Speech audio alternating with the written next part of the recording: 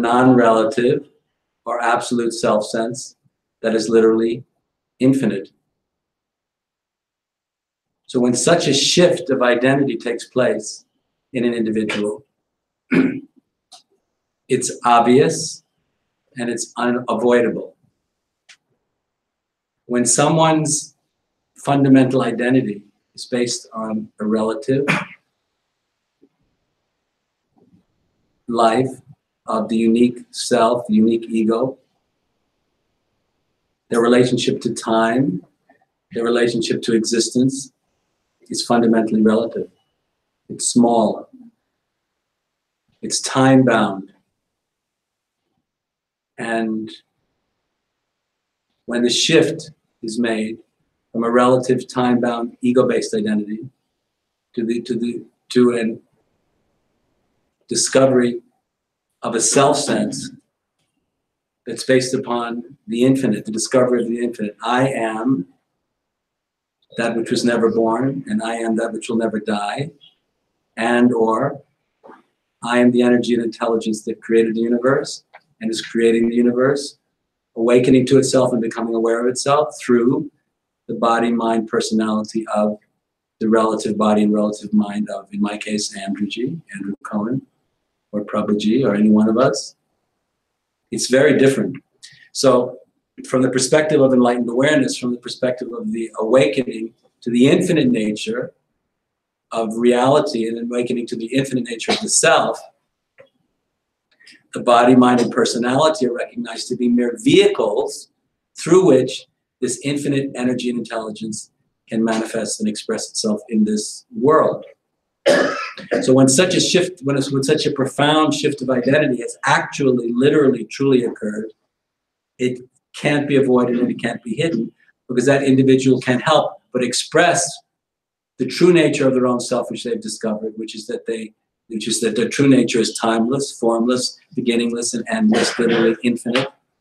And such a discovery has a fragrance, has a particular expression.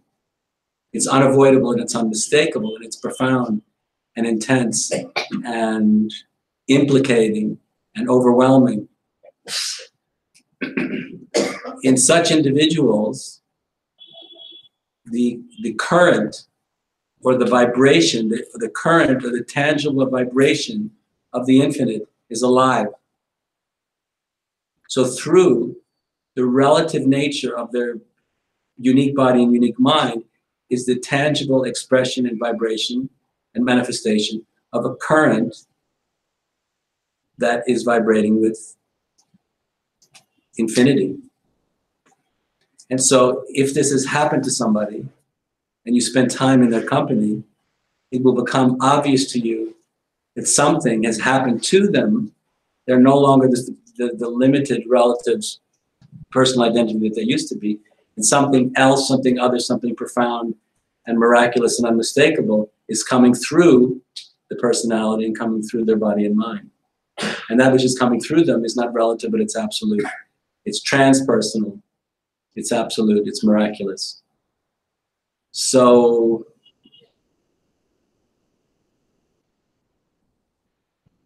now that being said, this kind of event happens to different people. Level of depth and same level of intensity. Some people have a measure of access to enlightened awareness. Some people have a much deeper access to enlightened awareness. And for some people, it's infinitely deeper than that. So for example, when Prabhu was speaking, and he was speaking about, for example, meeting with Ananda Moima, for example, she was an exemplar of a level of depth and spiritual intoxication and spiritual freedom that's very, very rare. And very difficult to compare such a depth of spiritual enlightenment and moksha and liberation to many other people. So there are levels of depth and levels of awakening, and they're not all the same. Not all individuals who have made this transition have the same depth of awakening. But what's interesting about it, to speak about this in a metaphysical or philosophical way, is that which is infinite is beyond measurement. So that which is infinite is infinite. So whether you have access to a measure of that which is infinite, or whether you have access to a much bigger measurement of that which is infinite, the thing itself is still infinite. So relatively speaking, the infinite is only itself and it's nothing else. But that being said, relatively speaking, there are definitely enormous differences in the level and depth of enlightenment between different enlightened individuals. It's not all the same. For example, the enlightenment of Lord Buddha created a spiritual revolution. And the awakening of some individuals is so profound, so powerful, that it has a powerful effect on the evolution of human culture. It impacts human culture as a whole. And such individuals are not forgotten. We're still speaking about them today. The intensity of the awakening had such a power that it created ripple effects in hundreds of thousands and ultimately millions of human lives. And it's still being felt today. So it's certainly true that some people are for sure they're awake. They have discovered the ultimately infinite nature of the self and of reality itself. And this has changed them forever. But that being said, some individuals have an access to a level of depth that is incomparable. It's just not the same thing. And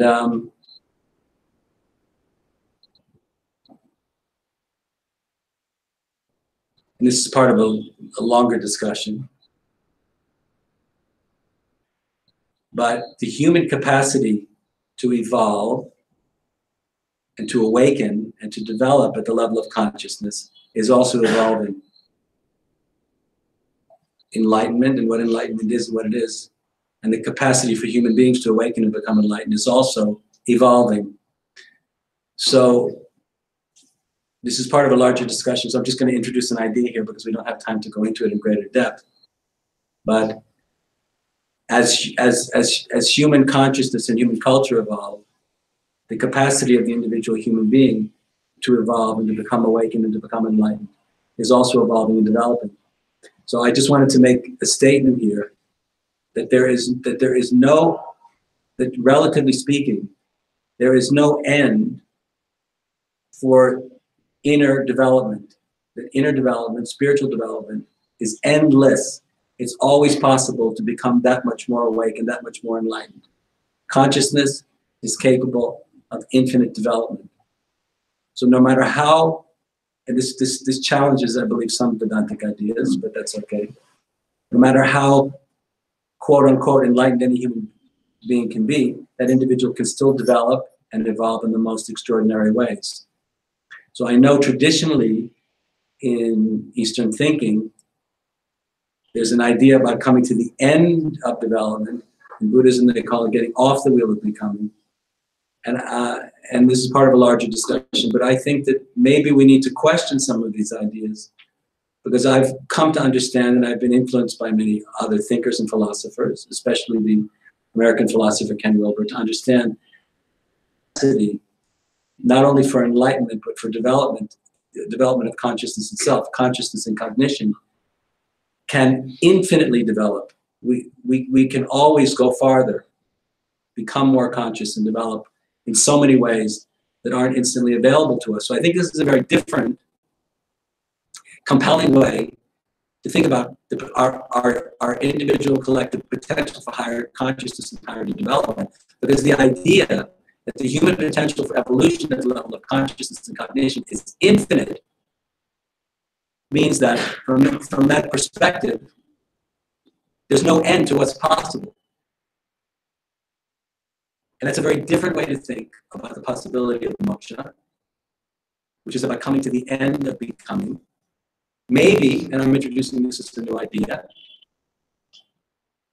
that maybe this is an old way of thinking, and maybe the human capacity for inner evolution is infinite. And if it's infinite, this opens up our minds and opens up our hearts to an infinite human potential that stretches infinitely beyond this lifetime. Because if the human capacity for consciousness and cognition, if the human developmental capacity for consciousness and cognition is infinite, we're able to see this lifetime and our own potential for awakening in this lifetime as part of an infinite trajectory and an infinite unfolding that has to do with the evolution of human potential as a whole, way beyond whatever may have happened to us, as extraordinary, profound, as miraculous as it is in this life. So this, thinking about it in this way, makes it possible for us to open up to an infinite possibility, an infinite potential that stretches to infinity. And this is how I prefer to think about it at this time.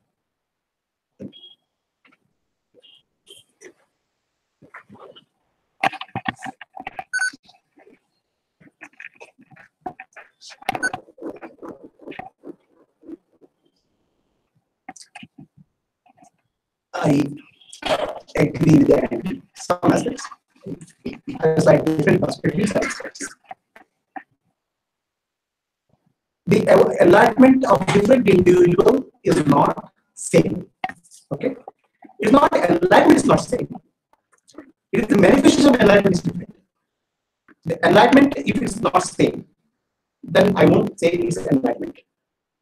So when I say enlightenment, what is that enlightenment is all about? The very word enlightenment is light. Okay? The consciousness is the light. And we are living in a world where the matter is life. How many of you believe in your human being? Can you please raise your hand? See, human being is a very nice word in English. Human plus being. Okay? It's like two words to be put together. Have you thought about what is human plus being? Human means body of human being. Human being is consciousness. Two impossible things are put together in one sentence. Body is matter. The consciousness is not matter. The body is continuously changing. From day you're born to day you die, you're changing. As evolution perspective, for the animal body is continuously changing. The consciousness doesn't change. Okay? So these two can be put together. It's like fire and water coexisting. Light and darkness coexisting, which is not possible. So we are in a very unique position where a matter and consciousness are put together. In English expresses it very beautifully. Human being. Actually, I will say somebody has given the wrong name. I will say it's a being human is correct word. Being human means your consciousness first and then human next. Okay. So now, when you are saying I am human being, actually you are putting consciousness to the background and you are being human first. So that means matter first. So your whole life, whole worldview of the life is inverted. The consciousness goes to the background.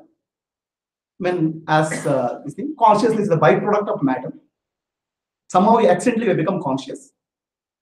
Okay, matter is predominant. I am human first and being next.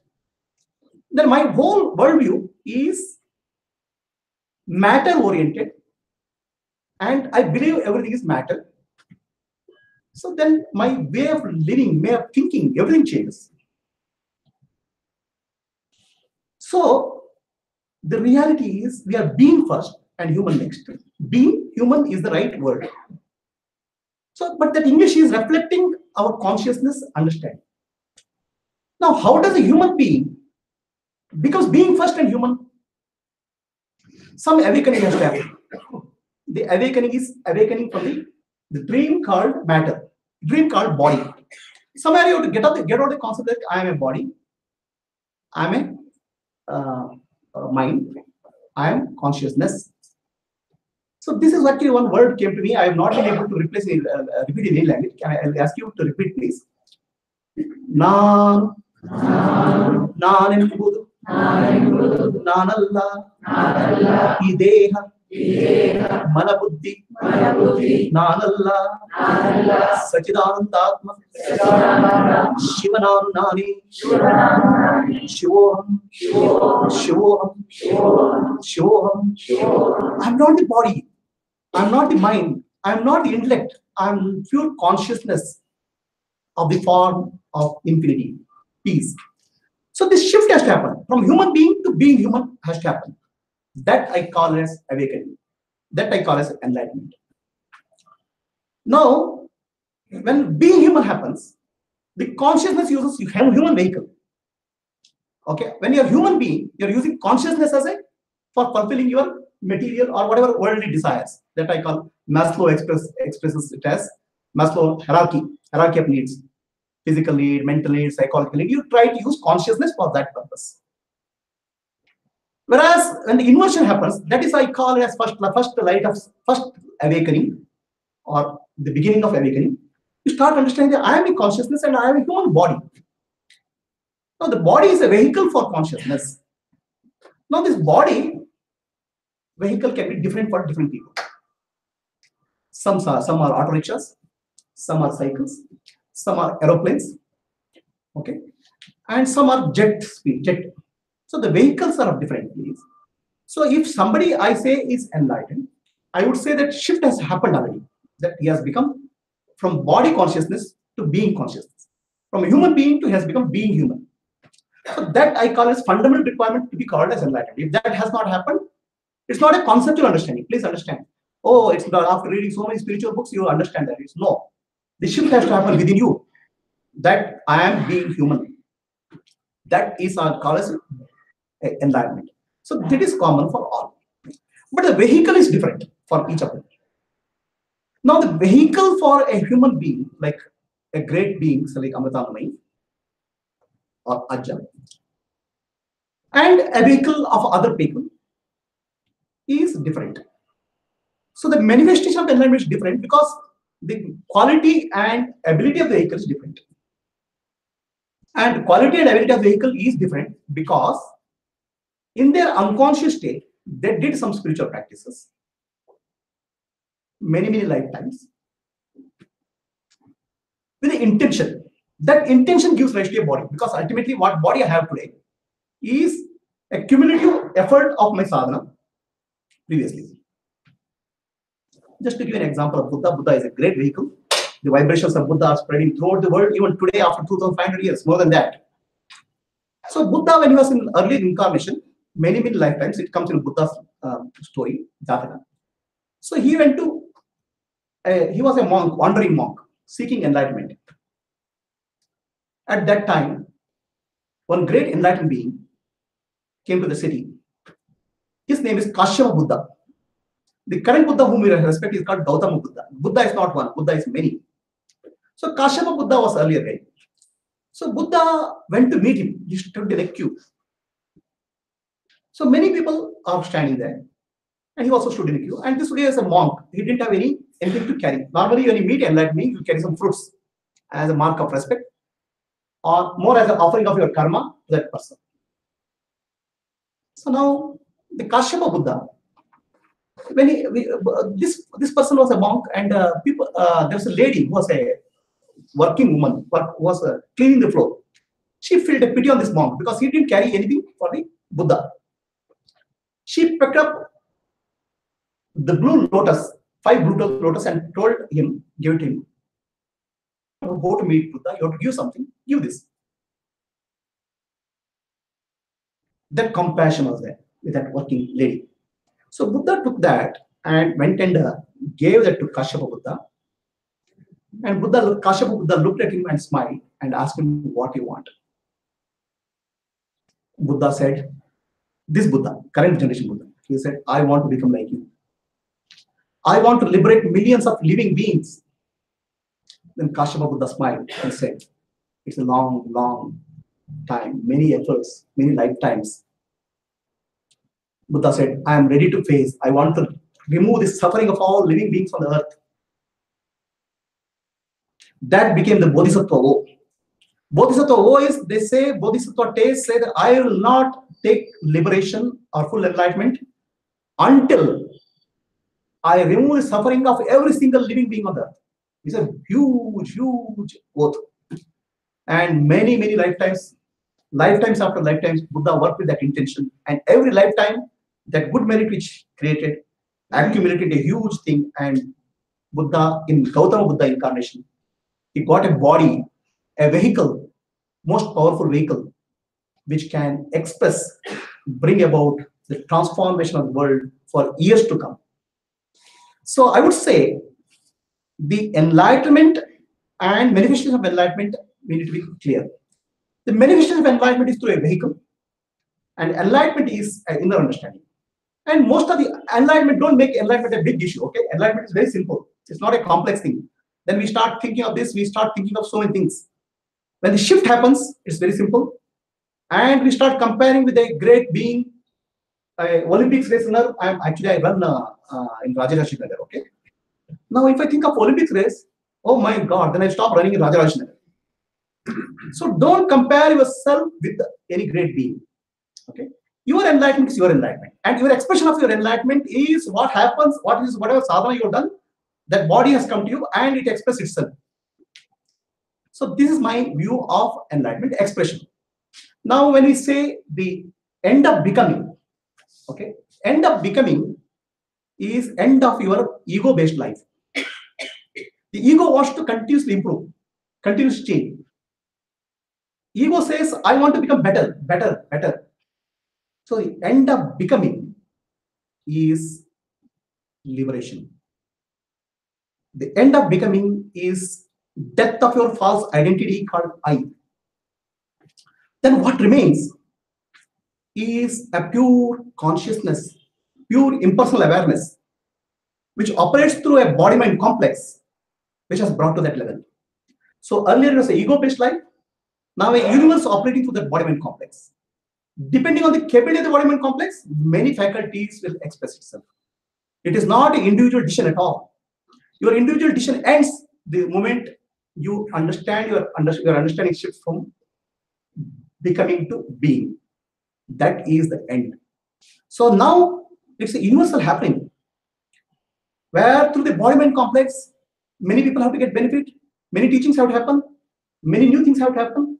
It will happen through the body-mind complex depending on the capability. It's not an individual doing it all. Now I agree with Andrew that ability of human beings as getting enlightened is increasing. The more and more complex, as our mind becomes more and more, mind is evolving. Conscious speak of mind and understanding evolves. Each successive generation is taking the gift of learning ability in the form of genes, in the form of memory, in the form of collective learning. Their ability to learn is much, much sharper and better. I have a kid here somewhere. He has just gone out. A 4-year-old kid with tremendous amount of wisdom. Okay. So what happens is that the ability of the human system, the vehicle, because evolution is being producing more and more complex vehicles. The vehicle qualities are improving, right? After all, from Maruti 800 to all the way SUV, human beings themselves can produce a lot of complex vehicles. The nature also is producing more and more complex beings, capable of more and more capacity. So the capacity of the human being to absorb enlightenment, probably create something bigger, is increasing. But at the that's a collective level. At the individual level, it's a result of his past sadhana. So there's two aspects of this: collective and individual. Now, a person of higher order vehicle, a great vehicle, we call it incarnation, avatar. It's like a huge ship. You can take millions of people in that ship. Whereas a lower level enlightenment, you bring peace to yourself, to the society, and this thing. Don't worry actually what quality of enlightenment expressed to you. It is not your decision. It is the decision of the universe to express to you. It is the universal urge to express to you. What vehicle you have, you don't know the quality. That quality will come out when the universe starts expressing through that.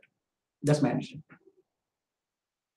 So, from what you have just said, it looks like enlightenment is something like a digital transformation. That it means it happens or it doesn't happen. It's like a switch, rather than a slow process that would probably happen step by step over a period of time, even in a human being, not in a being human, right? Unfortunately, we all happen to be human beings, as we recognize. So is it possible to recognize when that switch happens, or is that switch a slow switch, like a, what they call a like one of those things that Analog the light of the, the analog switch. Analog switch. Right. Thank you. I forgot to manage. So is it an analog switch or is it a digital switch? According to what I hear from Andrew, it's an evolutionary process of enlightenment that it's an analog switch. According to what you say, it's a digital switch. So my question is, which is right, or both of them right? Okay. So, or is politically one right than the other? So, or do we think in India it is a digital switch because Ramana Maharshi just got enlightened. Period. Ramakrishna just got enlightened. Whereas in a Western approach, where we call it a psycho-spiritual development, as many people talk, so it's a different approach altogether. So should we discuss that, or should we just accept that yours is one method and his is another method? So I want to just open it that way. And the next question I want to ask is, irrespective of what the method of that transformation is the transformation happening at individual level? And nextly, should it happen at a collective level? And does the culture have an impact on us, or do we have an impact on the culture or the society? And is it important that whether it's a digital transformation of every one of us that was here, or an analog transformation of all of us, is it necessary for something to happen in society? At the end of the day, we all have something to contribute to the society for the betterment, evolution to a next higher level, whatever it is. So I thought I'll just open it that way, and I will leave both of you to talk for a couple of minutes, and then I want to open the whole question to the audience. So Dr. Shankar, your question is so complicated. I'm feeling confused and terrified. So if you could please restate the question in a simpler way, it would make me feel so much better.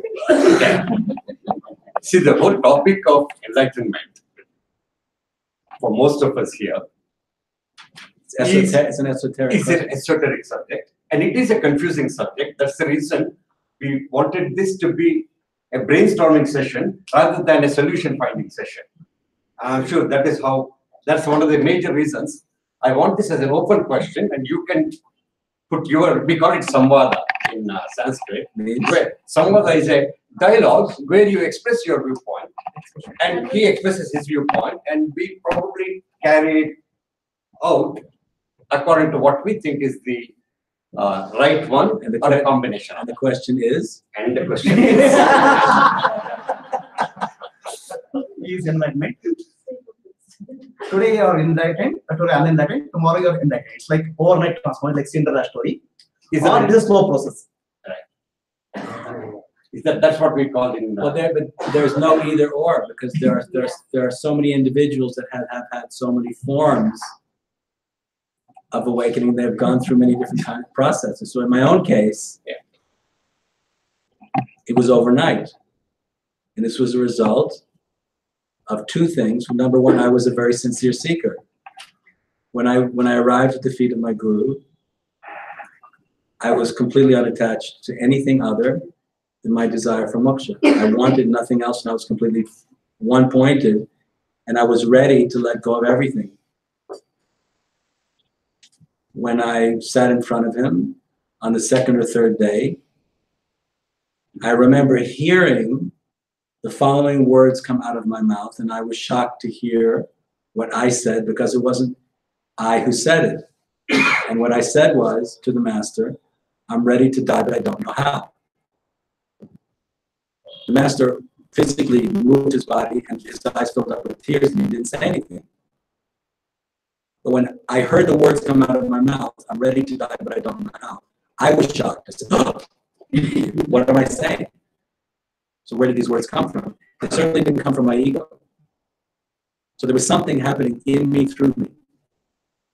So when I arrived at his door, at his feet, I was a very dry piece of wood. I was ready to catch fire. And sitting in front of the master was like sitting in front of a furnace. In this case, the furnace was a furnace of consciousness, burning with consciousness. His being, and being in his physical proximity, was like sitting in front of a raging fire of consciousness. And I was a very dry piece of wood, so I took it and I lit up very quickly. But I've heard so many stories about so many people who become enlightened human beings, like Prabhu's story, extraordinary story is an example. There are so many ways people get there. And there's no one way this happens to any individual. What's important is that it does happen. Now, I came up with an interesting way to understand how this works, which is helpful for intellectual, at least, to understand some idea about how to think about it, a helpful way to think about it. We all know that not everybody's interested in enlightenment. Some people have absolutely zero interest. If you bring up the subject, they start falling asleep.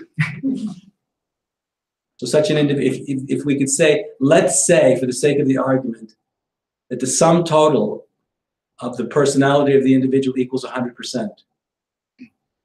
So out of that 100% quotient, some people have zero interest in moksha, in consciousness, and enlightenment. They have no interest. There's no receptivity. There's no responsiveness. And you meet someone else who out of 100% has 2% interest.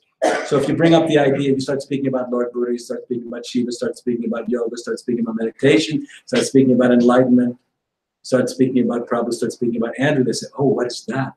And there's a responsiveness. It's a natural, energetic, soulful, spontaneous, awakened interest that comes through them.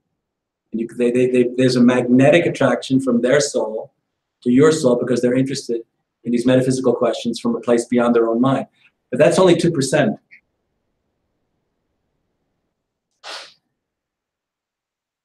Now that 2% can increase. So let's say you give the individual a book of Eckhart Tolle, for example, or the teachings of the life story of Sri Ramakrishna, or some incredible story of awakening. Maybe that person's soul will be so touched that that 2% goes from 2 to 5 or 10%. So when a person takes the leap from a 2% interest, which comes from the soul, to a 10% interest, when you bring up the subject of moksha, of meditation, of enlightenment, of yoga, of the possibility of the evolution of consciousness, the response comes from a deeper place with greater intensity.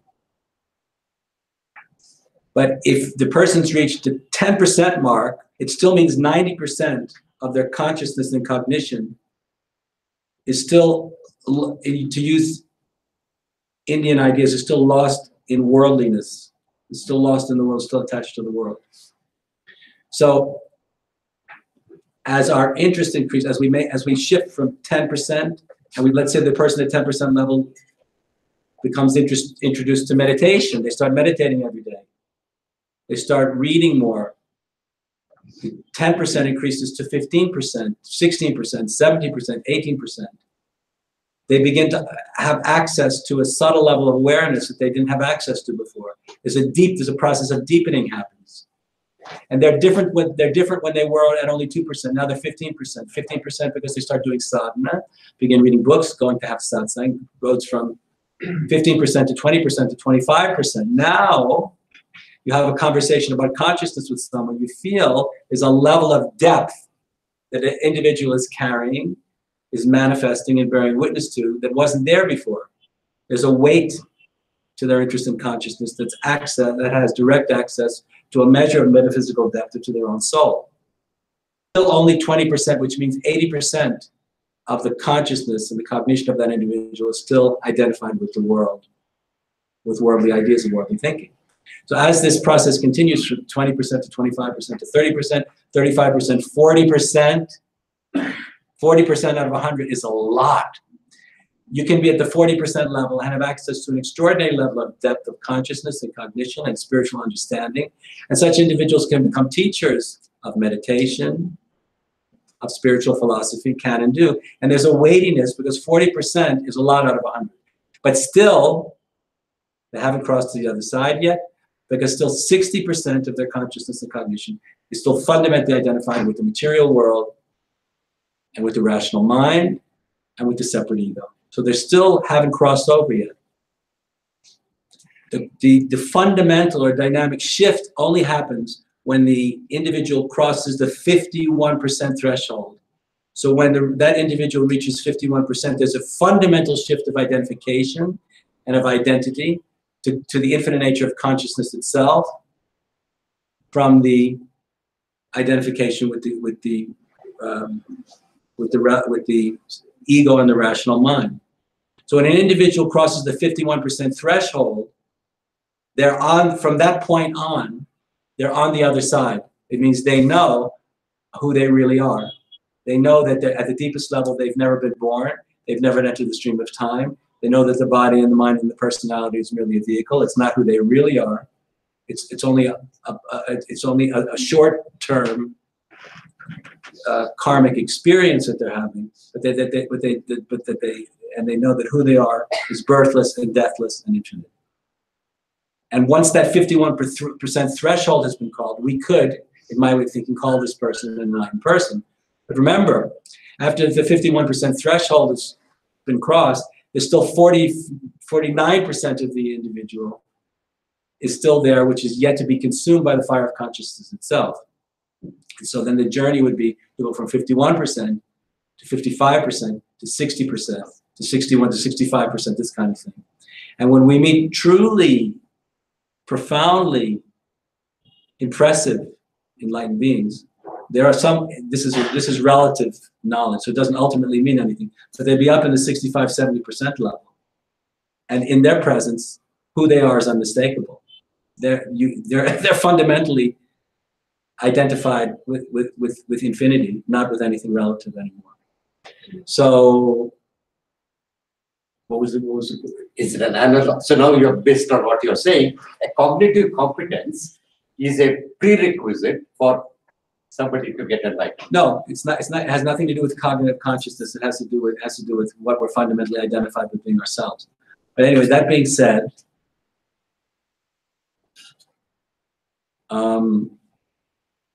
traditionally, as far as my limited understanding goes, enlightenment is the attainment of a state of consciousness, a higher state of consciousness. It's only in higher states of consciousness that we can directly cognize and directly realize that which has no beginning and that which has no end. But enlightenment, in my evolving understanding, also includes stages of consciousness development, stages of consciousness and cognition that have very much to do with the self that we all are, that is absorbed from the evolution of culture itself. So human consciousness, human beingness, is not merely the experience of an empty, formless, timeless, formless, beginningless, and endless, open and liberated state of consciousness, but it is also informed by an understanding that comes from the cultural evolution itself.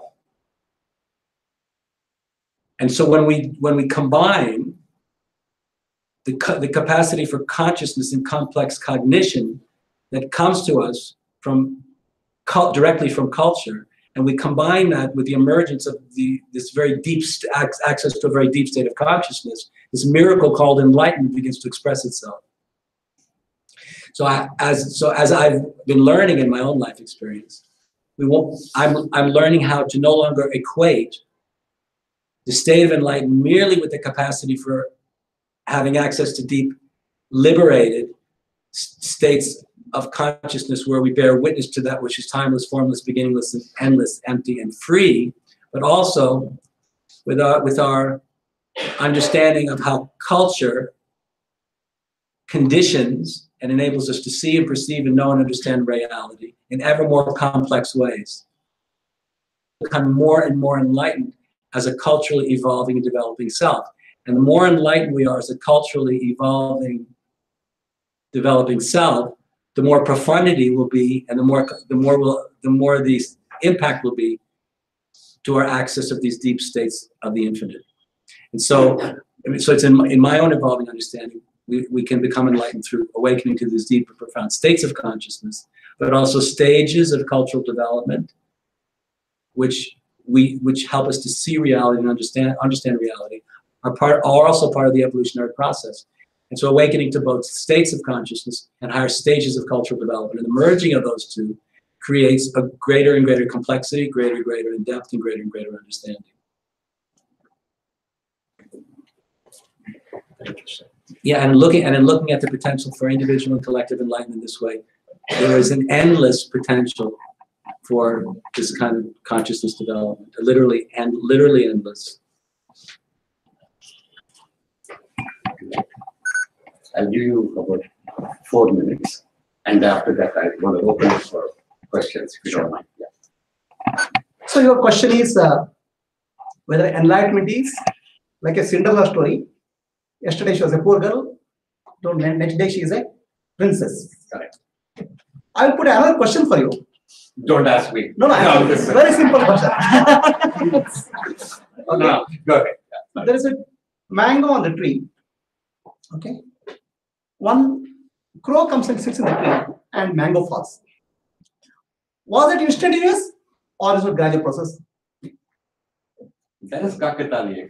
It's a gradual process. It is a gradual process. The mango has become ripe over a period of time. It was ready. But the fall happened one instant. So the ripening happens over a period of time.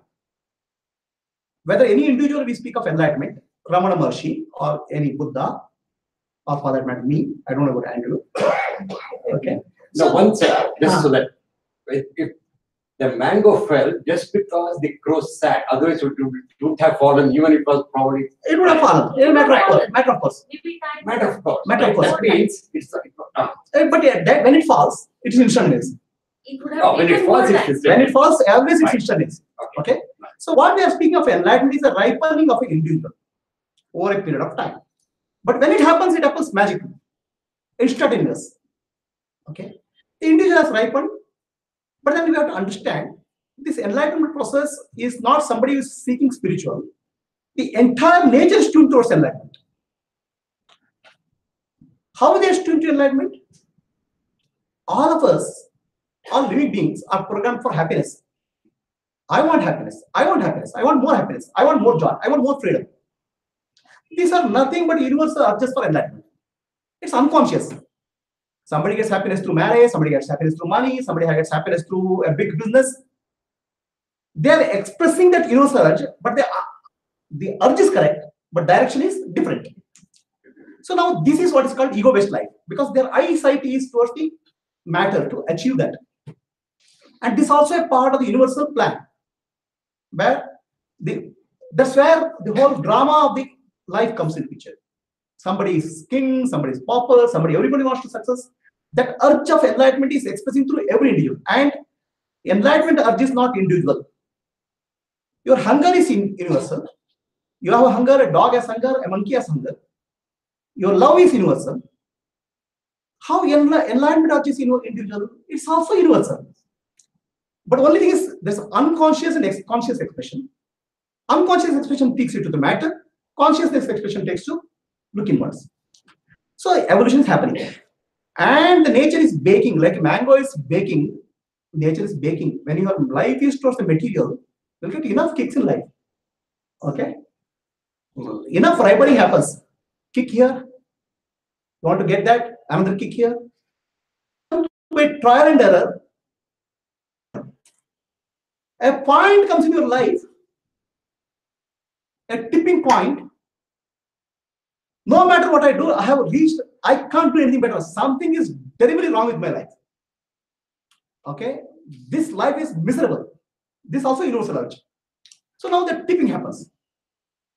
I have to look my entire life in a different way. From a material life, it flips to a what you call as consciousness-based life. So this is where I call as tipping point, where the ego has come to a conclusion. Nothing is working. Okay, something is fundamentally wrong. I need something breakthrough, and there is a promise, the promise of enlightenment, the promise of liberation, which will give peace, bliss, serenity. So whatever I have tried didn't work. Now let me try something else. Okay, now this ego-based consciousness, it tries that also. So it tries self-help books. So many millions of books are getting sold. Self-development, self-improvement, then comes to self-realization. Okay, self-help doesn't work for up to some point. Think happy, be happy, grow happy, whatever. Think positive. How much think positive you can think? Stress management, all those things will all HR fundamentals will work. And after some time, you say things are not working for me. Then something called self-realization is there. Now, this self-realization concept is, Andrew says, it's a culture. It's a culture which supports that. A mango tree can be there, but it requires a fertilizer, water. That I call as society and culture. And our society and culture is actually based on body-based culture, human being-based culture. Psychotherapists, what are they treating you? They're treating for not consciousness, they're treating you for mind. They believe the mind is reality. But really the mind doesn't exist. So you have developed a huge science called mind, what you call psychology, psychotherapy. Then it has gone to transpersonal psychology. So there's some improvement is there. Then there's a quantum psychology. So there's some understanding is happening as a collective learning. This is what I call as fertilizer for the enlightenment happening. So we have the newer and newer generation, as we come up, human people, they have a better fertilizer for enlightenment. They have better growth, better social environment, cultural environment for enlightenment. Because understanding of human mind from a mind-based therapy to a transpersonal therapy to a quantum psychology, understanding. Science is also like that. Science was treating mind and body as separate. Okay, Newtonian physics was something. Then gradually it became quantum physics. So where the understanding is happening at the deeper level. Atoms, electrons, molecules, quantum. Science is changing.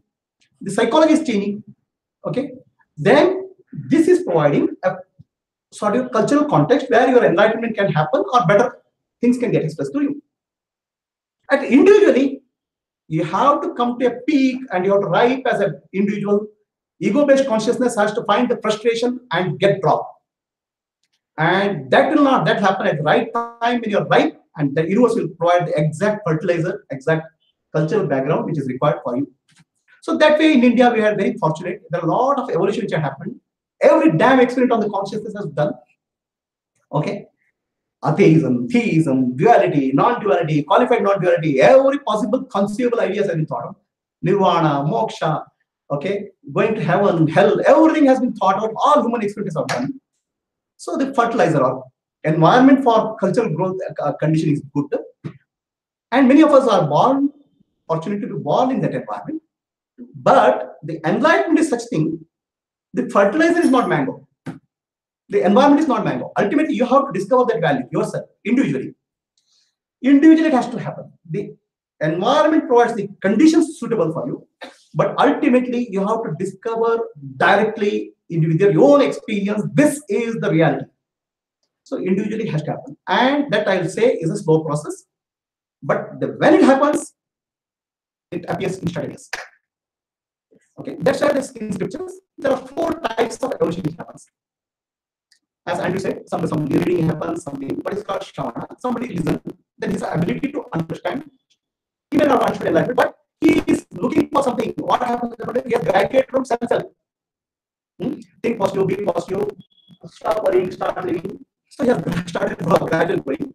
Now, okay, all psychological, psychiatric problems have been sorted out or repaired, or now he is trying for something. Then he gets self-realization, some inputs, either from society, books, or something. So his understanding, ability to grasp it becomes better. So then that's what he called bookish knowledge. And he may listen to some teachers, some have friends. So learning has improved. It's called bookish knowledge. That's also knowledge, but it's not sufficient because still it's conceptual. So it is not reality. Then you start thinking, contemplating, yeah, what is this? Is it real? Is it for me? Then it becomes, it gets deep into it. It's actually what I call as manodhyana, or let's call it deeper into it's possible. Then a point will come. He'll experience that truth directly. Then he says 51% or a point, tipping point, I call it as. He'll experience the truth directly. So it's an individual book has happened. The cultural surrounding has come up. In today's context, the cultural surrounding is one is science, one is another is psychology, and of course religious conditioning. Many times this science, psychology, and conditioning, either they can be accelerated or they can be our religion. They can be blocks because we have to come out of these conditionings also. So then some good inputs will make the tipping point. Then the person becomes called Brahmavid. There are 4 levels of deepening happens. Brahmavid, Brahmavara, Brahmavarenya, Brahmavarishta. Brahmavid becomes knower of truth, knower of reality. Now this knower of reality, he has that knower of reality, he has the wisdom because he has touched the transcendental level, that infinite level. Once, twice, or many times. So he knows what is reality. He knows that this body mind is a vehicle and consciousness. But he will still continue to work in the society. He will work with the people, work with everybody, and nobody will have a clue that this guy is garage. That's concerned from his external manifestation. Nobody can understand. Then comes the stage of Brahmavara. So what happens is that this person more and more touches the transcendental consciousness. A part of that comes into day-to-day life. Now a tipping point comes where the external material world starts becoming fading. The reality at first level happened, material world was real, consciousness is unreal. The tipping point is consciousness become real, materials become slightly unreal or less reality, less order reality. So progressively, because he's touching his consciousness, transcendental consciousness, in meditation, deeper state of consciousness. When he comes back, bit by bit, there's chipping happening. The vasanas, impressions are dropping. So next, as the evolution progresses, the material level starts fading reality. And you reach a point where only consciousness is the reality, material is unreal. So from a point of view, material is real, the consciousness is unreal, or is there as a byproduct. To a tipping point where I am consciousness and material is the body which I have, and everything is real. To a point where only consciousness is the reality, material is just a dream in consciousness or because of Maya. So some evolution happens, but this is a dropping of vasana. But as far as inner understanding is concerned, whether Brahmavid, Brahmavara, Brahmavarenya, Brahmavarishta, all of them have the same understanding, they have touched the reality. Whether it touched the reality once or twice or many times, the understanding is deep enough, it has birthed the impressions. But how much fire will continue depends on how much you spend time with that reality. So the more you time spend with that reality, some aspect of reality will rub you in your day-to-day interaction. Gradually, that numbness, that infinite consciousness becomes the sole reality. You no longer exist as a ego-based individual consciousness. Only the consciousness is there. This we call as Sarvam Khalu Brahma. All this is Brahma. From a point, I am a body, I am a mind, I am an intellect. You come to a point, I am consciousness. From a point, I am body, I am mind, intellect, the world is real, I am real. To a point, you have come to a consciousness is only reality. The world is just a dream in consciousness. So this happens in stages. Again, I am saying this will happen. The point where it happens, it happens to be instantaneous, but happening is gradual. I got a question. This is not mine. I'll open it after this. Does this happen to everybody? Or does this happen to only a few people? Yeah. So I'll leave that as the question because we are about 8 to 10. So I want the audience to open up and ask questions. So I'll take, but certainly you can ask the question. So is that okay with you? Can I do that? To what have the audience ask questions? No. Of course. Yeah. So I'll open it for questions because this question is for both Vishwa and you, Prabhuji. Vishwa and you said you had a cosmic consciousness at the age of 16. That was an Yes. experience. Yeah. But then you met the Guru later. Yeah. Then you had enlightenment. Yes. Similarly, Prabhuji had this Kundalini Jagrati. Then he met spiritual gurus. Then there was enlightenment. So does it mean that there's a prerequisite of having some consciousness and experience before you meet Guru? Is it? There's no prerequisite. So it happened in your life, so I just wanted to. Yeah, but I think you want to learn how to think about this in a very simple way. My understanding is that what's necessary is deep sincerity and vulnerability and the willingness to let go of everything right now. Vulnerability, sincerity, and the willingness to be able to let go of everything that you think you already know. Vulnerability, sincerity, and the willingness to let go of everything you think you already know. When? Now. When? Now. When? Now. When we die, physically, we're not going to be able to take anything with us. So we have to be able to let go at that moment of death, isn't it true? We have to be able to let go fearlessly and with infinite faith and trust.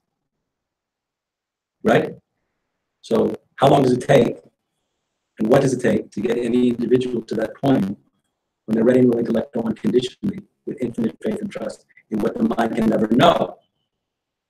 That's the answer to the question. So what does it take for any individual to get to that point? We don't know. But that's all it takes. That readiness and that willingness. The readiness and willingness not to know. And to be ready and willing to let go of everything and anything unconditionally with infinite faith and infinite trust. That's it. So let's keep it very simple, not make it too esoteric. Let's keep it very simple. And so we can ask ourselves these questions. We don't even need to have a guru to ask these questions. We can challenge ourselves. Am I ready? Am I ready to let go unconditionally of everything I think I know? In the context of infinite faith and infinite trust right now. If not, why not? What am I so attached to? What am I so afraid of that would prevent me from being able to let go that deeply right now? So,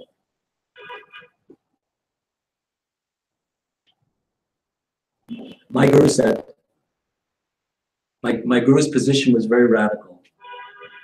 He said the ultimate truth is that at the level of consciousness, you're always already free. The nature of consciousness itself is perfect, timeless, formless, beginningless, and endless freedom, because timeless, formless, beginningless, and endless freedom is the nature of consciousness as it always already is, right now, and now, and now, and in every single moment. If that's true, and it is true, then it doesn't take time for that to be true, because it always is already true. The nature of consciousness is the nature of freedom itself in every single moment, no matter what the rational mind may say, what the rational mind may think about anything. So my guru made very clear that if you think you need to do anything to be free, you're pushing away and avoiding the ultimate and absolute truth that's always the fact in every single moment, is that consciousness is always already perfectly and unconditionally free. That's the nature of consciousness as it always already is in this very moment. So what he revealed to me is the only obstacle to enlightenment is the belief that we're not already there. Is the conscious and unconscious conviction that somehow the infinite, the absolute, is not always already here. But what we discover when we begin to awaken is the nature of consciousness is always already timeless, formless, beginningless, and endless, and perfectly liberated in every single moment. That's its true nature. It's your true nature. It's my true nature. It's our true nature in every single moment. The thought that it's not the case is ultimately the only obstacle to the direct realization of our own unconditional freedom in every moment. So when I described the experience I had before, that my true nature and your true nature is like water that's freely flowing, ever unobstructed, that's the nature of the true self. That's our self nature. It's always already the case. So the belief that the rational egoic conviction that that's not the case is the only thing in the way for any one of us. And in my own case, that's all I had to let go of, was the belief that it wasn't always already the case.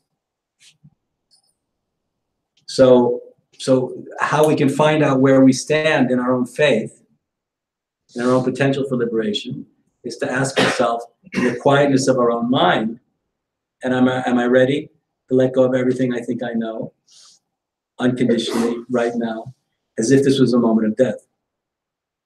And if there's a resistance, if we're not ready to let go, we have to say, well, why not?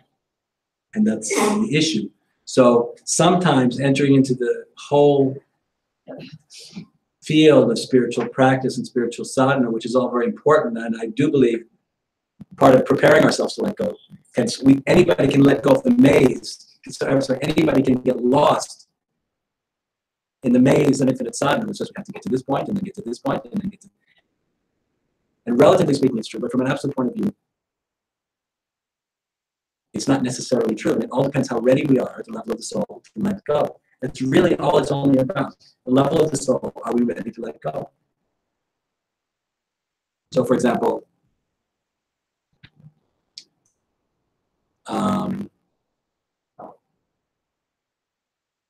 my guru said to me a few months after I left him, I went back to see him, and when I walked in the room, he said to me, "I'm so glad you found a friend you'll never be able to see."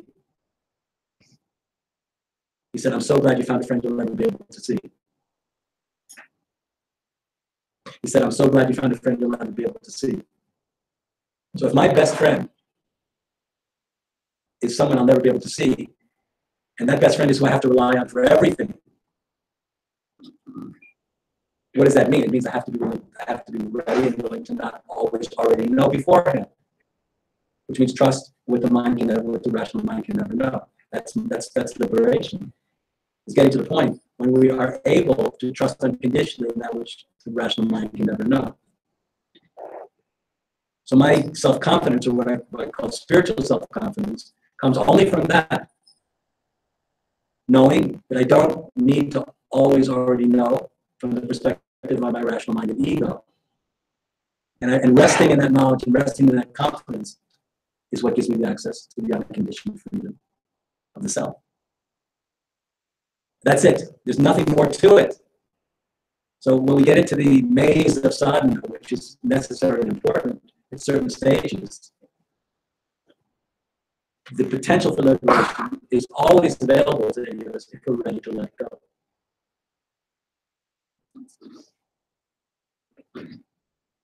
But you know what's very interesting is sometimes when when they meet a guru or they're in the midst of their own sadhana, and this opening happens, they go, oh!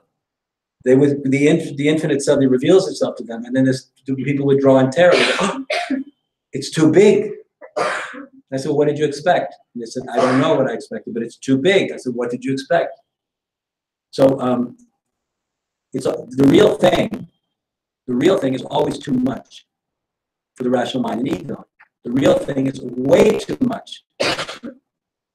So what do we have to do to prepare ourselves for that which is always way too much for the rational mind and ego? And then we have to do whatever we have to do. Whatever we need to do, so we have to do. But ultimately, we have to be willing to let go unconditionally to that which is always going to be too much for the rational mind and ego.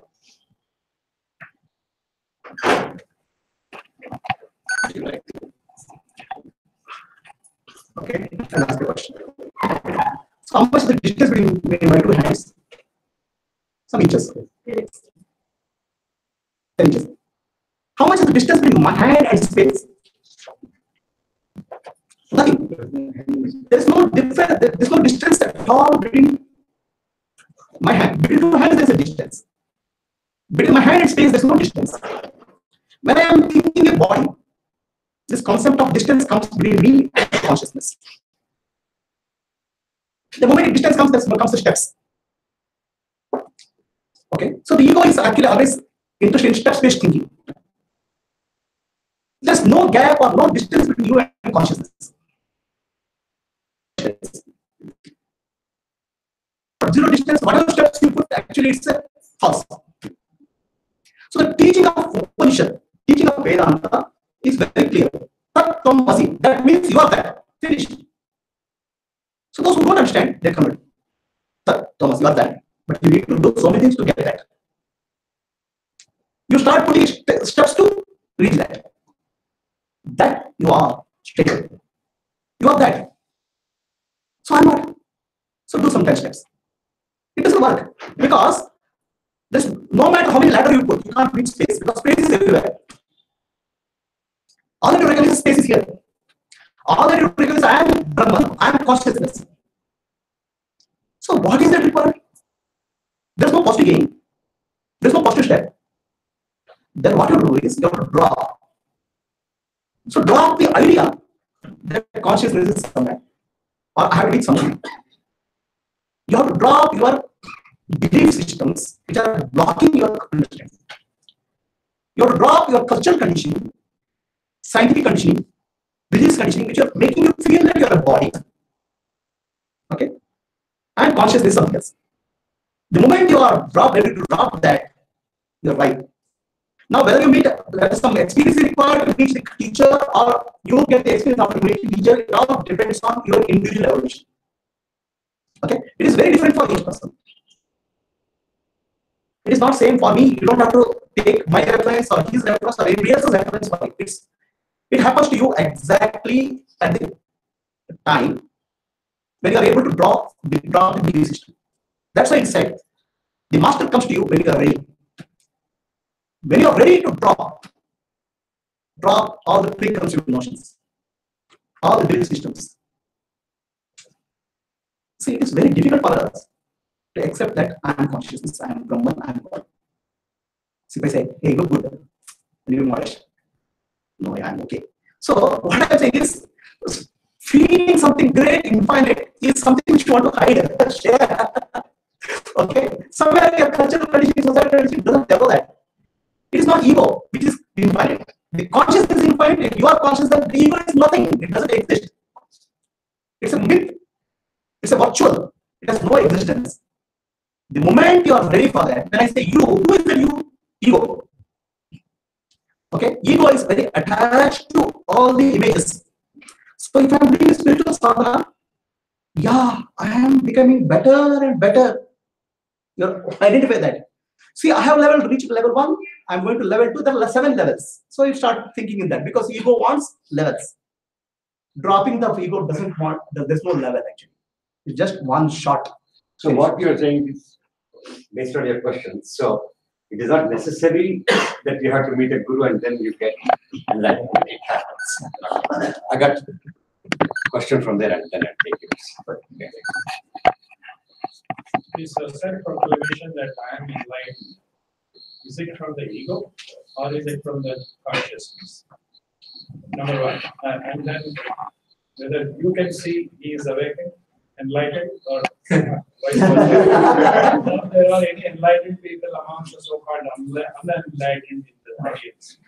How do you distinguish? So, is it basically I understand the question. in traditional systems? Sri Ramakrishna and Sri Ramana Maharshi never said I am enlightened. People felt it. They said you are enlightened. Well, They never proclaimed themselves as they are enlightened. But I never said I was enlightened. Whoever said that, we declare ourselves. So I'm asking But for example, if you humility, I'm saying this, why this, how do you, and what are the indicators? Is there a parameter? Of what? Of what? Well, we've been speaking about that all evening. Yeah. So there's no need to go over old ground. But for example, with Prabhuji, you can see that he is very inspired, very excited about this topic. I met him briefly yesterday. We had a conversation. We briefly had a conversation before the evening started. And there is a telltale sign of his awakening to that which is infinite in the way that he speaks. There's a vibration and an intensity and a freedom that he's transmitting through his very being. So to me, it's obvious that he knows that he's speaking from a place of direct self-knowledge that's awakened him right now. And to me, it's unmistakable. He's not speaking about abstract ideas. He's speaking directly from his own experience. And if you have the eyes to see, you can see this. Now, I once met a very highly respected Tibetan Rinpoche, and he said, an awakened Buddha could be in the room, and he could be surrounded by people who wouldn't have the capacity to recognize who he was. So a profound awakening, profound enlightenment can exist, but do we have the capacity to recognize it? And that's a very big question, because our capacity to recognize and appreciate the presence of enlightened awareness depends upon our own level of development also. Do we have that kind of capacity for discernment? So when the Rinpoche said a living Buddha, not just an enlightened person, but a living Buddha could be in the room, and nobody may recognize him, says a lot about the nature of what we're speaking about. Now, I've been accused for 30 years by all different kinds of persons of self-proclaiming my own enlightenment. I've never done that once. Critics who have written about me called me a self-styled guru, and I said that's very strange, because in my own case, my guru said to me, the exact words he said were, "I want you to accept responsibility for the work." He asked me to do this. I didn't just declare myself to the world. And that being said, I never said I was an enlightened person, but all I speak about is enlightenment. Because ever since I met the master, that's my vow, that's my life's mission, is to speak about what I've realized. There's nothing else I can do. There's nothing else I want to do. There's nothing else I could do. I'm compelled by the Guru's grace to share this knowledge. There's nothing else that I could possibly do, even if I wanted to. And that the desire to even do anything else isn't there.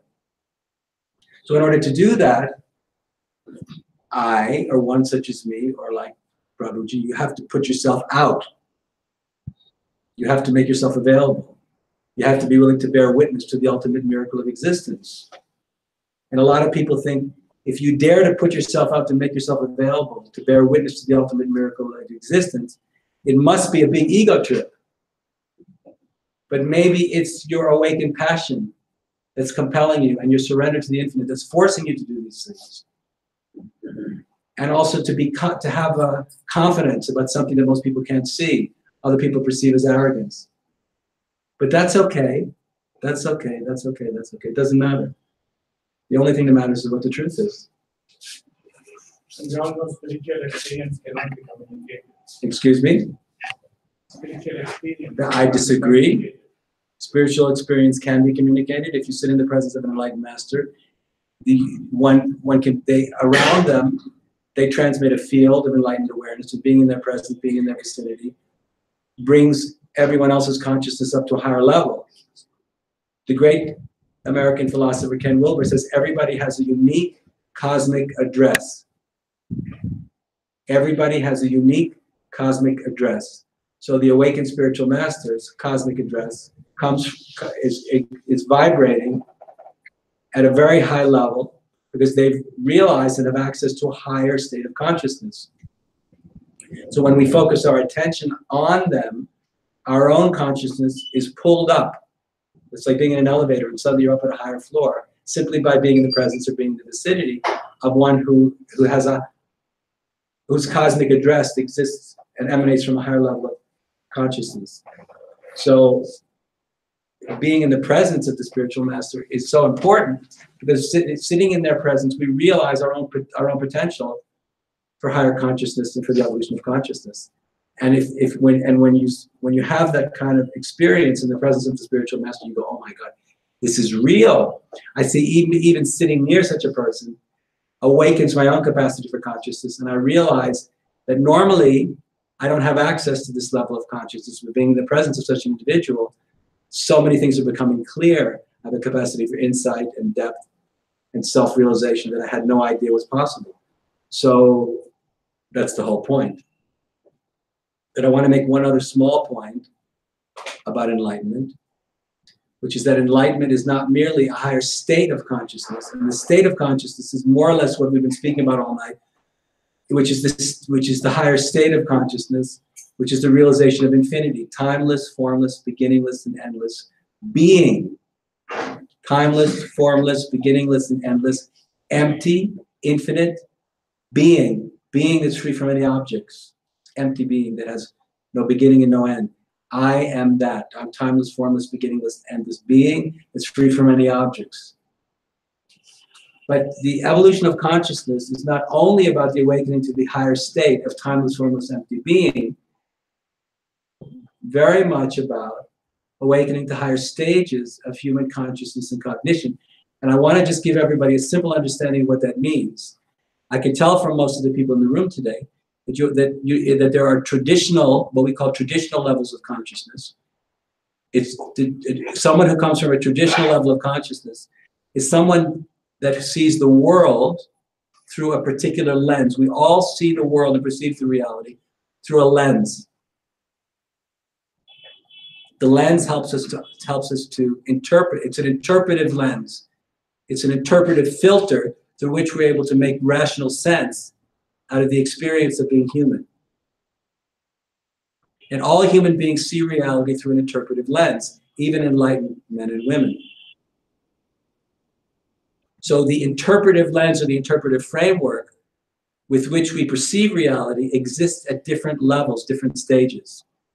So simply for tonight, we can recognize that there's a traditional stage, there's a modern stage, and there's a postmodern stage. So for example, Prabhu and I were having a little discussion before we began teaching tonight. And we were sharing an agreement that we both had, that the traditional interpretive lens or interpretive framework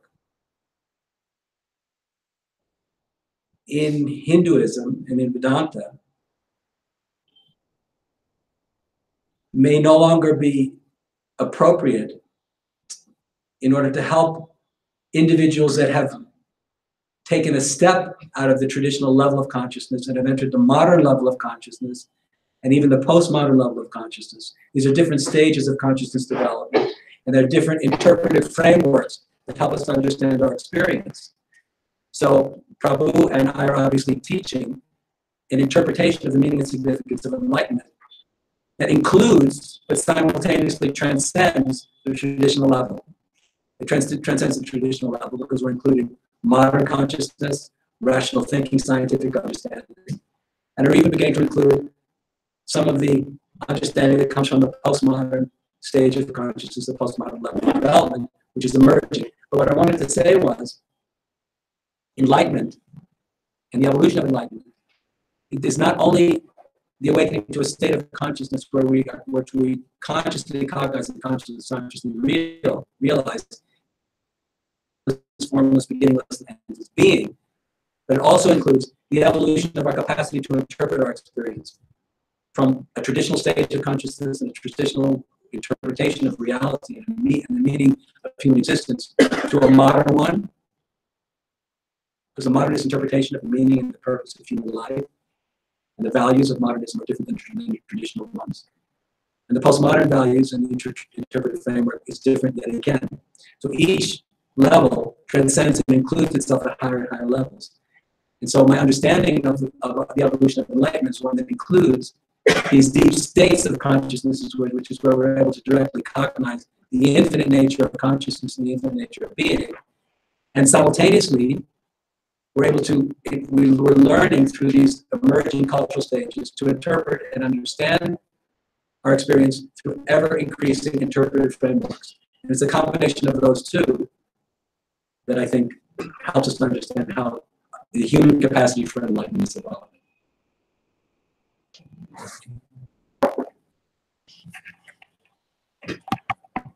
So that makes the Guru's job difficult. Huh? This makes the Guru's job difficult. Sorry? The Guru's job will be difficult. So much more complex. Yeah. Oh my God. So I have a question. Yeah, just 1 second. Would you like to comment? Yeah. Sir, may I know who was the first question? Yeah. Yeah, you asked the question. Can you tell me your resources, sir? Yeah. Selection. Selection is a name, sir. For you. I am this body. This body is you. You have it. I am this body.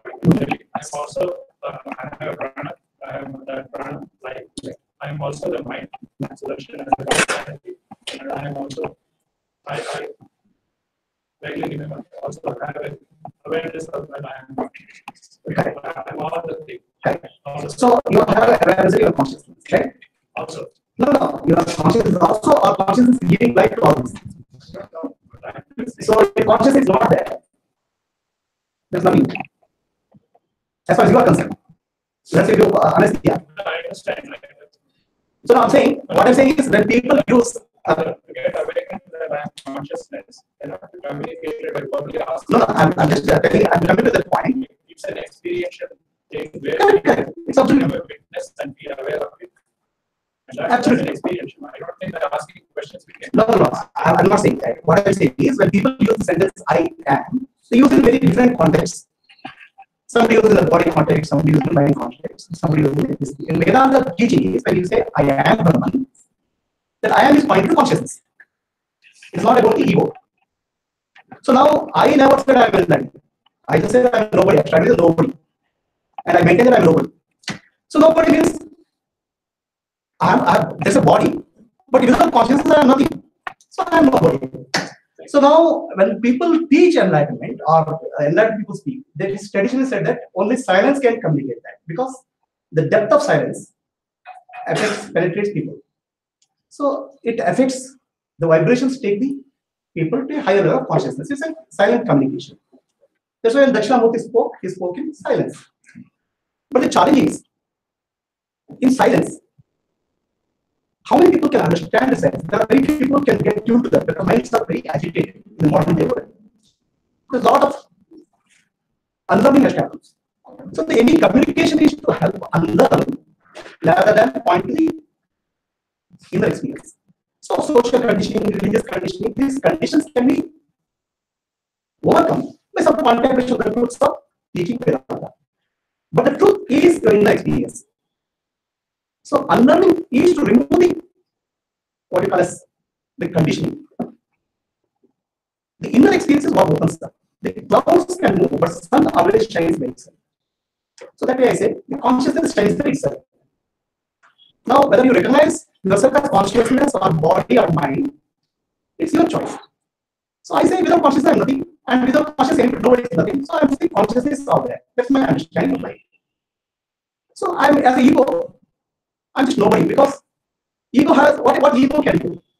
So all that is their consciousness, all that is their God. This is my understanding of life. So when I communicate to people, I communicate the teachings of Vedanta. This is what people have told, this is what Rishis have told. Tattvamasi is the teaching. The meaning of Tattvamasi is that you are, which is consciousness, you are the consciousness. So this is the truth. Most of the people here, or anybody today, traditional learning has gone, nobody has learned. How many of you please raise your hand? You had a self-realization or Atma class in your studies. Did you know that Atma is what? Okay, let me ask you a question. How many of you believe that enlightenment is something special? Can you please raise your hands? How many of you believe that you can be enlightened? How do you do that? How do you become some communication channel? The communication can be through words, through books, through silence. So the silence can be one way of communication. And words cannot indicate the truth. Words cannot indicate anything. In the sense, this Atma cannot indicate words. Anatma, the non-self, can indicate words. So the entire teaching is related to removing the superimposition concept, what is Adhyasa, on the body mind complex. So removing the belief system that enlightenment is not possible. It is possible. Because the teaching of Vedanta is Tattvamasi. The Dhamma teaches that you have to become Brahman. So understanding of that, contemplation of that is one level limitation. So for that, I never claim I am enlightened. I'm just saying I'm what I am. Okay, I'm just a nobody. And people come here, they call me Guru. I don't call them Shishas. They come, listen. If you feel happy, listen. So there's no what I'm saying. So there's no what I'm saying is volition that I have to teach something. There's something to teach. If you feel listening, listen. I am teaching what is the teaching of ancient Indian Rishis as a part of my Rishi Yajna. I have a great service to be done for my Rishis. Whatever they have taught, today's education system doesn't teach it. We don't learn it, we don't hear it, and we make it something which is going out of the social conditioning. So it's my responsibility as a citizen of Bharata, India, whatever Rishis have taught others, which is lost to the society, to the best of my ability to communicate. I just take it. You have a question? Yeah, I'll take two more questions because it's almost 8:45. I don't very much getting hungry. Yeah. So I'll just take this question and then one more question. Is enlightenment karmic or the Guru's grace can both transcend? Is enlightenment karmic or Guru's grace can transcend? Is enlightenment karmic? Yeah. Or a Guru's grace can actually deliver you? Both. Let's stop it. We'll not discuss that. One more question there. So, Yeah, go ahead. Let me see how I can formulate this question. Listening to both of you, I feel the state of enlightenment, what you're describing, are pretty much similar. Quite a bit, similarity. The question I would have is, when Mr. Prabhu is talking, the enlightenment state, you identify more with the spirit, more with the consciousness, until I'm not body, I'm not mind, I'm not life. So in a way, it is like a refusal of the ascetic. I'm sure you heard that. The ascetic would say, I'm consciousness, and body is not important, life is not important. So in that context, what would happen is, even after enlightenment, the person will be there, body will be there, life will be there. And a lot of actions have to happen through the personality, through the body, through the life. However much you deny personality, it is still there as long as we are human beings. And that relates to what Andrew proposes.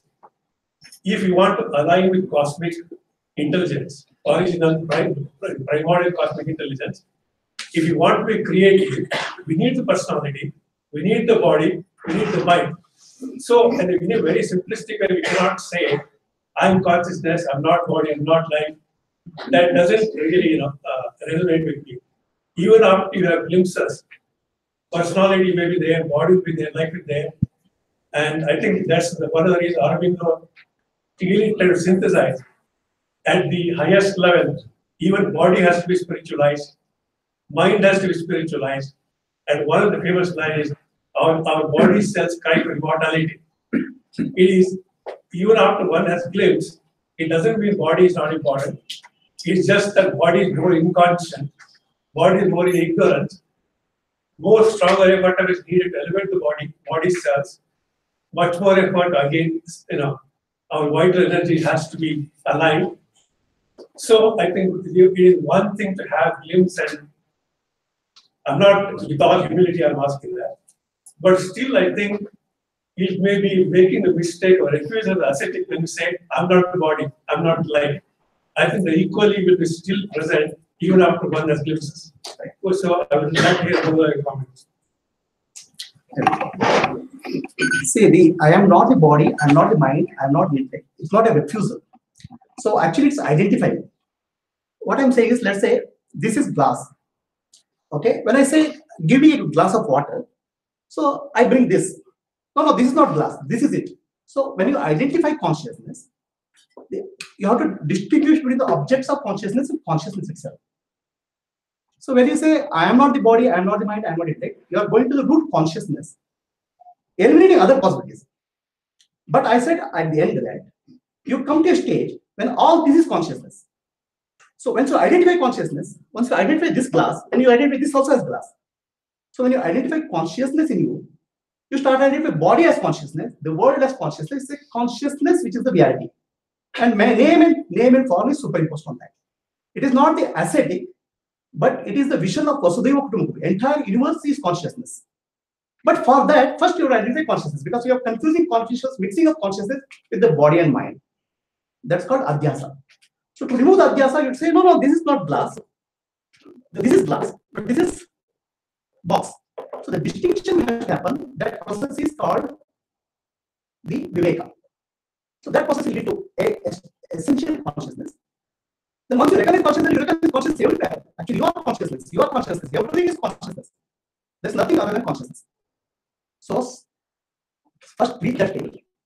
Then Sarvam Paridhanam. All this is Brahman. There's due respect for everything. There's nothing you can negate, nothing you can drop. That's my understanding. So in my understanding, the statement, the refusal of the ascetic, came from the great, those are the words of the great Sri Aurobindo. So in my imperfect understanding, Sri Aurobindo was the preeminent Vedantic realizer of evolution. He was the first Vedantic realizer to include the discovery of cosmic evolution, biological evolution, and the evolution of mind in his thinking. So he, from my understanding of his teachings, he embraced the whole notion that the world process, the entire world process that's been born, is in an unending process of complexification. And it seems that the energy and intelligence that created the universe, which is creating the universe, which is Brahman, aspires towards greater complexification and greater self-knowledge and greater capacity. So the reaching into the future of Brahman in and through the form and forms that he or she gave rise to is, in my understanding, the most profound understanding of the meaning of existence. So this is why, in my understanding, Brahman, or the energy and intelligence that created the universe, is trying to become more of who he or she always already is, in and through form. And that reaching towards greater complexification is the ecstatic aspiration of Brahman or God. So embracing that definition or that understanding